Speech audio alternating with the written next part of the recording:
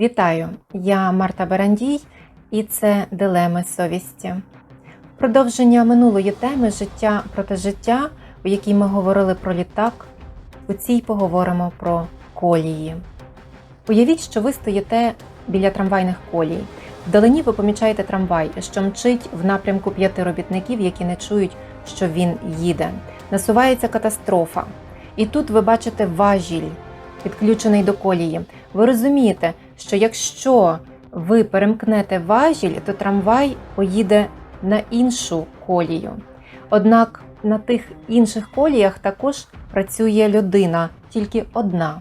Вам треба вирішити: перемкнути важіль і пустити трамвай по іншій колії, чи все ж таки не перемикати і дати трамваєві збити 5 робітників. Що б ви зробили?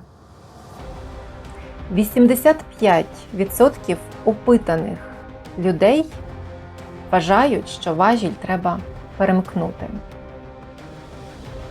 Цю класичну дилему колій розробила американська філософиня Філіппа Фут у 1967 році. Вона дозволяє нам продумати наслідки, а також зрозуміти, чим визначається моральна якість вчинку. Чи визначається вона тільки його результатом? Чи, може, емоціями? У 1985 році інша американська філософиня Джудіт Томпсон запропонувала ще один сценарій. Уявіть, що ви стоїте на пішохідному мосту над трамвайними коліями. Ви бачите, як трамвай мчить у бік 5 робітників. Але тепер немає важеля, щоб його перемкнути. Однак поруч з вами на пішохідному мосту стоїть кремезний чоловік. Ви впевнені, що якщо його зіштовхнути з мосту, то він своєю масою тіла зупинить трамвай, але при цьому загине. Але ви знаєте, що ви врятуєте 5. Чи штовхнули би ви чоловіка з мосту для того, щоб врятувати 5? Результат цього сценарію такий самий, як і у попередньому. 1 людина гине, 5 людей врятовано. Але тут 88% опитаних не скинули би людину із мосту. А давайте підемо далі. А що, якщо в цих варіантах є відомі-невідомі? Що, якщо в першому варіанті 1 людина, яку ми бачимо, насправді не єдина, а за поворотом стоять сотні? Забудьмо про колії. Уявіть, що ви лікар, і у вас 5 пацієнтів. Усім потрібні трансплантації одного органа для того, щоб вижити. По 1 легені, по 1 нирці і серце. А у сусідній палаті знаходиться 1 пацієнт, у якого переламана нога. А так він здоровий. Чи готові ви вбити здорового пацієнта та взяти його органи, щоб врятувати 5? Знову ж таки, результати ті ж, що і у першій дилемі. Але, мабуть, жоден з опитаних не хотів би вбивати пацієнта для того, щоб врятувати 5.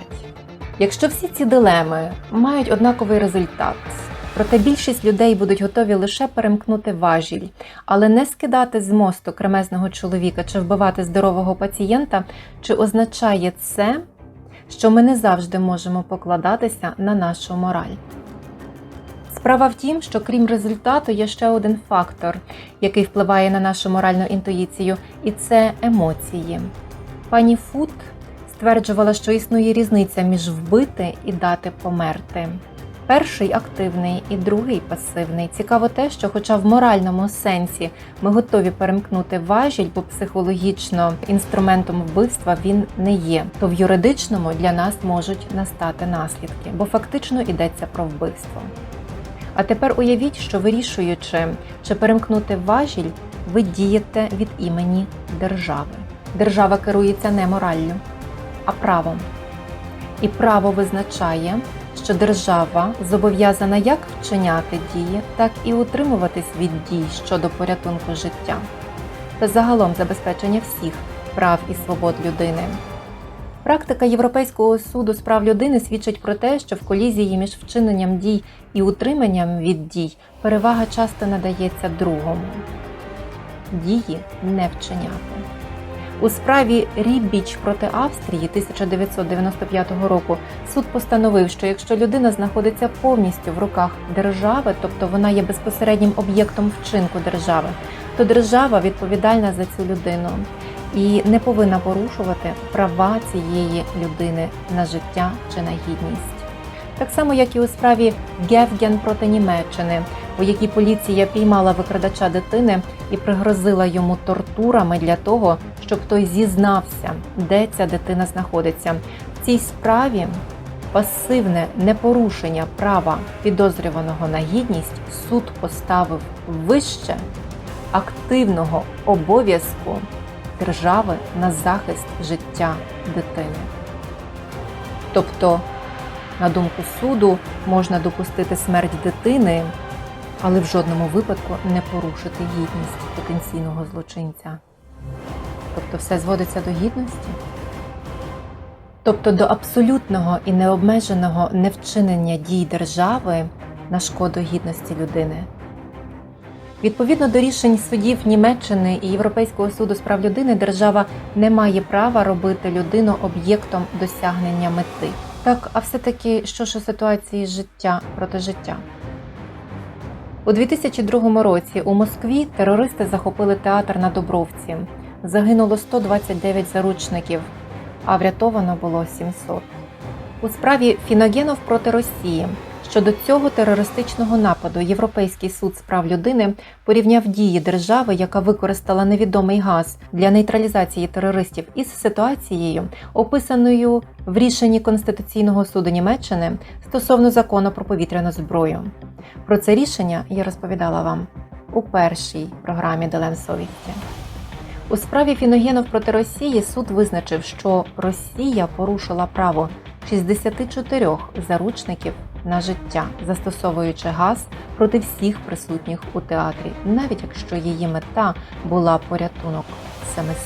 Тут є дуже маленькі, майже невідчутні для більшості слухачів аспекти оцінки шансу одних людей врятуватися у випадку, якщо держава не втрутиться в право на життя інших. Більше того, якщо держава виконає свій обов'язок і знайде інші, м'якші методи досягнення мети.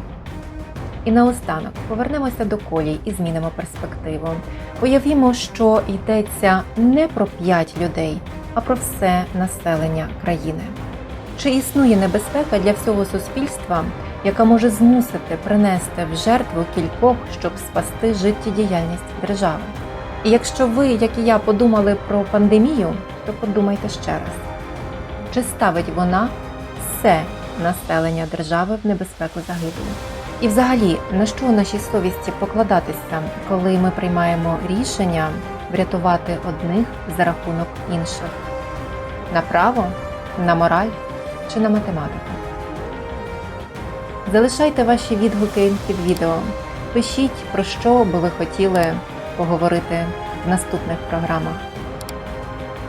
Які питання мучать вашу совість? Які дилеми перед нею стоять? З вами була Марта Барандій і Дилеми совісті. І нехай кожен спить зі своєю.